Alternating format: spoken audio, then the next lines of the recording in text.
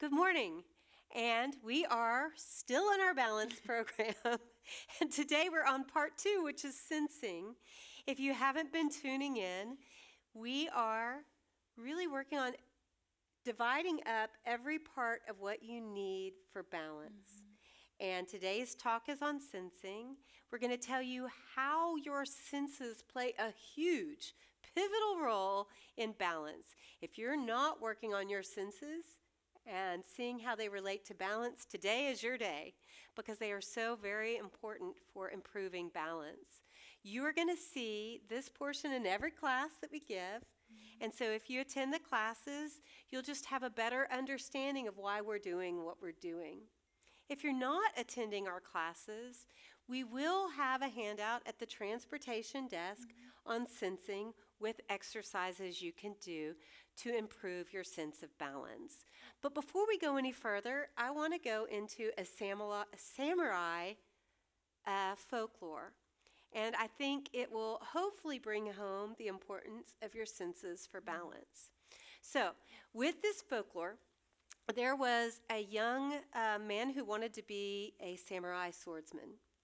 And so he found his instructor and he went to him and he said, please, teach me how to be the swordsman that you are. And the instructor said, I'd love to. And my first assignment is for you to spend the day walking the line on the traditional Japanese mat. And it has this like border that's about an inch thick. He said, I just want you to walk it back and forth and get it perfect. So the young guy goes in and he starts walking heel to toe, down and back. And he's thinking, this is so easy. Why does he have me doing this? So he then goes back to his swordsman and he says, hey, I've got this. This is easy. What do you want me to work on next? And his instructor said, okay, you're sure you've got it good? Then we are going to go to this gorge. And at this gorge, and I want you to think Grand Canyon, because that's what I was thinking when I read it. And there's a tree connecting the two sides. And so he tells his student, I want you to walk across this gorge on this tree. And the young apprentice looks and he says, what? I can't do that. And the instructor says, well, yes, you can. You've been walking on 1 inch and you've done that just fine. Now you've got 1 foot to 1.5 foot because it was a really big tree. What's the problem? You've already mastered this. Now you just think what it would feel like to be walking on that tree connecting 2 gorges. Scary. Everything in you feels different when you imagine that as opposed to walking a line. And that is our senses. Our senses are extremely pivotal for balance. They are always reading what's going on in our body, what's going on in our environment to tell us how to react and how to handle the challenges and what's happening in our space. Without our senses, we don't have the ability to walk and move. They are essential. And we need them to all be working as good as possible or have developed really good adaptive moves. There was a guy that I read about, and I think we're going to try and show the video, hopefully, but if not, I'm going to tell you about it. And he had lost with a brain tumor, his ability to have any proprioception. And the proprioception are all over our body, and all of our muscles and our joints are the sensors that help our body read our place in space. They're really prevalent in your feet and in your ankles. Help us read the environment to know where we are in space. Well, he lost the communication from all of his proprioceptors through his body. So his body was not able to register its place in space. And it was really interesting. He had trained himself to walk, but he could only move the part of his body that he was looking at. If he couldn't watch his feet and tell his feet where to go, he couldn't move at all. And that's how important our proprioceptors are. And so when we're talking about senses, we're talking about our vision, our inner ear or vestibular system, and our proprioceptors, the sensors all through our body. And before Sarah and I both go into it deeper, I do want to say there have been several studies that as you age, all of the sensing parts of our bodies begin to change and diminish a bit. They're not as efficient and effective as they used to be. And we also require more of that information for our brains to process it. So it's kind of a two-pronged thing. And with our eyes, from our eye to from our cornea to our pupil are affected as we get older. But there are some things you can do to keep your eyes as healthy as possible. And one very important thing is keeping your blood sugar as balanced as possible. That has a big role in the health of your eyes. Wearing sunglasses and having a diet high in fruits and vegetables. And then we're going to be working on how we can enhance vision and balance, but also how we can not rely on it so much. So that if you wake up in a dark room, your vision isn't as impaired. Ears. As we age, there's changes to the structure of our ears. And you may, when you get a change in your ear, you may notice that you have a hard time staying balanced while seated, while standing, while walking, or may have ringing in your ear. And those are all the ways that our ears are really helping us to read our environment and have good balance. They've done a few studies that having hearing aids, if you notice your hearing is not as good as it should be, you might want to fix it normally because you want to be able to communicate better. But once your hearing starts to change, your balance starts to change. They've noticed that your balance can improve up to 15 to 20% just by working on your hearing and getting a hearing aid. So if you're noticing that your hearing is not as good, you want to get a hearing aid so that your balance stays good. You're preventing a fall. And finally, touch. Aging impacts the nerve endings involved with pain, pressure, vibration, and body position. And one thing that they've found that you might not know is that getting a massage helps keep those sensors in place, and then also doing some of the things we're going to be doing today, and even controversially, going a little bit of time barefoot if you can do that. Sometimes if you have neuropathy in your feet, you're told not to. But if you don't have that problem, walking barefoot keeps those sensors in your feet really active and going. Okay, I feel like I've hogged the time. I had to get it all out because I was on a roll. But what do you have to add to that, Sarah? I would say there's a lot when it comes to senses, and I loved, especially I'll start from the end here, but when you talked about going barefoot, I've actually gone barefoot in a lot of my workouts lately, because another thing too, it goes back to our foot talk. It's being able to feel those senses and how important our feet and ankles are. You might feel rocky, but by letting in those senses even more, that's when your body is going to make those small changes. And then when I think of either vision or the ears, when I think of vision, I mean, I know even my parents as well, they are both had to get glasses as they got older, and that's just a natural process that a lot of people go through. So when you're starting to lose that slowly, you might not notice, but your balance might be off just ever so slightly, and that's something that if you start doing earlier, just even take that initiative now, it's going to help prevent any type of fall that may occur. And then for the ears too, I don't have the tinnitus, like the ringing in the ear. I get a static in my ear, and it's very crazy. It's like if you're watching TV and it goes to that black, white, fuzzy screen and you hear the static, I get that in my ear, but it's really loud, and it happens every so often. But I did go to like an ears, nose, and throat doctor for it, and they could not figure out what it was. They said you either want to overstimulate it or just avoid the things that bother it. And I was like, okay, well, I'm kind of stuck in a middle place here, but it really makes me think of when we're talking about those senses going in, like I think about how much that just affects the way that I move throughout the day. And they do say And if you do use Q-tips right now, that is one thing they always preach. Don't use Q-tips, because what is helping control is you have tiny little hairs that are in your ear canal. And that's so every time that you're going to be moving one direction and the other, those are going to be moving around. So that's what's going to help you sense your place in space, essentially. So that's what's going to help you, like Jennifer said, if you're in the dark, it's like your head still knows what position, whether you're upside down or right side up. That's going to be from those little canals within your ears. It's really fascinating. So why don't we feel it for a little bit? I want you to feel how important your senses are for balance, so that when we work on it, you are saying, yes, I want to keep this as good as possible. So let's stand up. Bring your feet to parallel. And just have your feet, shoulder distance. The wider, the more support you're going to have. So if you notice your balance is off, you can always take your legs a little bit further apart.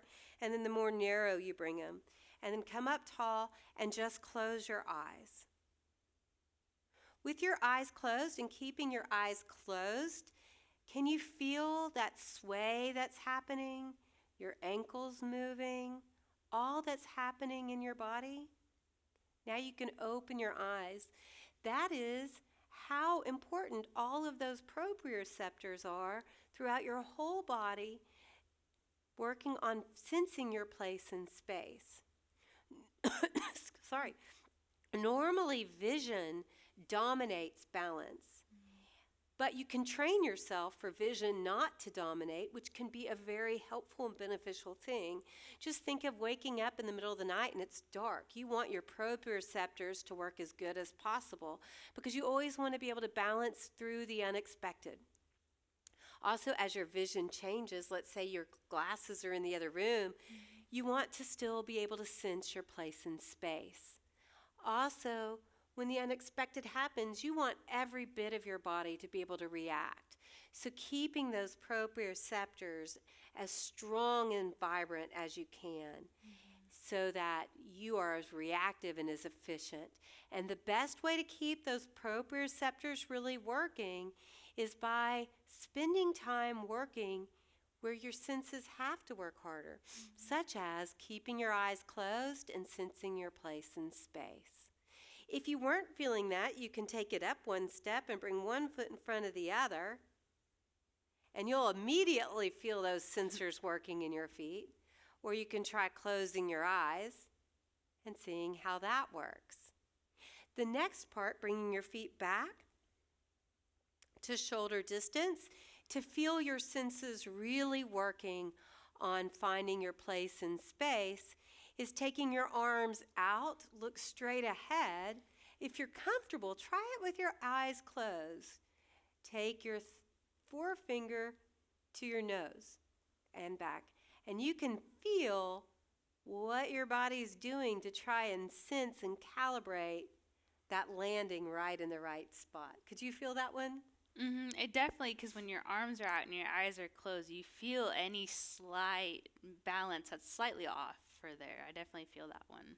And then finally, another way you can feel it, and we're starting to look at feeling your vestibular system, all the little hairs that are in your ear, and how that's working like a level in your head to tell you where your head is based in space. And so ways to work on that, you can just move your head, and you can notice, especially if you've ever had vertigo, and then nodding. And you can feel how that starts to change. But I can feel it more when I bring my thumb out. And if you already have done this, the way to make it harder is to bring one foot in front of the other, or both feet together. There's not a happy middle ground. And now look at your thumb, and from right here, track that. And you can feel all of those sensors really working. I said that one wrong a minute ago. This one is also that feeling your place in space, that proprioception. That really makes me think back to the story at the beginning, because it's not that much harder. And I'm okay, feet in front of the other, but as soon as you add in that looking one direction than the other, it really does. I can feel my ankles have to work even harder. So it really is those tiny changes that we don't even probably realize throughout the day. But see, the thing with aging, our body decides I don't have the resources that I used to, so I want to only use my resources for things that are really important. So use it or lose it becomes more and more evident as you get older. So if you want to keep these senses really working for you in balance, you just have to practice. And those things will start to be more available to you. So there's never a reason to get frustrated if you realize your ability is not where it should be, because it is changeable. You're just sending that message to your body of, I want to be good at this. Let's put this as a priority. And then your body says, okay, let's work on it. We can get better. And that is as simple as the way it works. Another thing, we were talking about that samurai at the beginning, and that the minute you start to see something, and right now we're in an ice storm, probably won't be around still, I hope not, when you're listening to this, but it puts this analogy in my mind. I remember being at a conference, and one of the instructors said, have you ever noticed, as people get older, if they start to lose their thought that they have good balance, their whole gait changes. Everything changes in the way they walk. And I see this here. And the way that it changes is people begin to look like they're walking on ice even though it's not there. And you can see that wanting to steady themselves. And so another way that we do that same gorge thing is we start to get nervous and lose our ability to have that. By working on our senses, you can start to combat that unsteady feel, that I don't feel quite right, quite normal in my environment. Another thing is, if you've noticed that you don't feel as comfortable when you're walking, maybe we need to work on helping you get that back more. We always have interns that are here to help work with you. We're here to help work with you, because keeping your senses and feeling that confidence while moving is so very important. Do you have anything that we're leaving out? I just couldn't agree more as we've gone through these, making and coming up with what did we want our 5 essentials to be.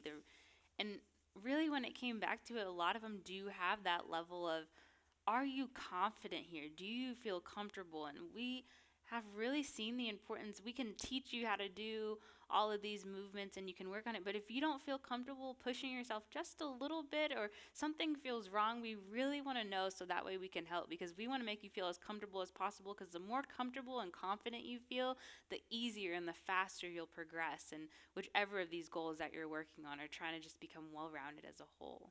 And sometimes to improve, you have to go through a little bit of discomfort. And if you want a little bit of extra assistance with that, we're here to help, especially when you're working with your senses, because they are so deeply ingrained in us that that feeling of a sway, of our proprioceptors working, can sometimes be very intimidating. Also, that work with your eyes closed, that taking a sense away. It may be a way you've never worked before. Also, there's always ways to make it hard. Let's say you've brought one foot up and you've done just fine, or you can walk a tightrope easily. There's always a way to make it harder, and you always want to be going to that challenge point. So if you are getting our hand out and you want to make it a little harder, you can always fold a towel and put it down. Anytime you change the surface, your body has to work harder. And your propriosensors are always working at, what kind of surface am I moving around on? Is it a carpet? Is it slick? And those different changes in surface also gives that body, our body, that challenge that it needs to get those senses really coming together, because you want them working all in unison. But then sometimes we also want to train where vision isn't so dominant, because vision dominates 60% of our balance or 60% of the senses of balance, unless we work on it. And we don't want it to dominate that much, because vision changes, light changes. So You want to be working it all. And I guess, do you have anything else to add? No, that's it. Let me add just one more thing, and that is we really want you working on the sense of balance. So you will see this segment in every single class that we teach, and there will be a handout at the transportation desk with the sign-up sheets telling you suggestions and a little bit more information. So if you were at all intrigued by this class and decided I want to work on it, just grab the handout.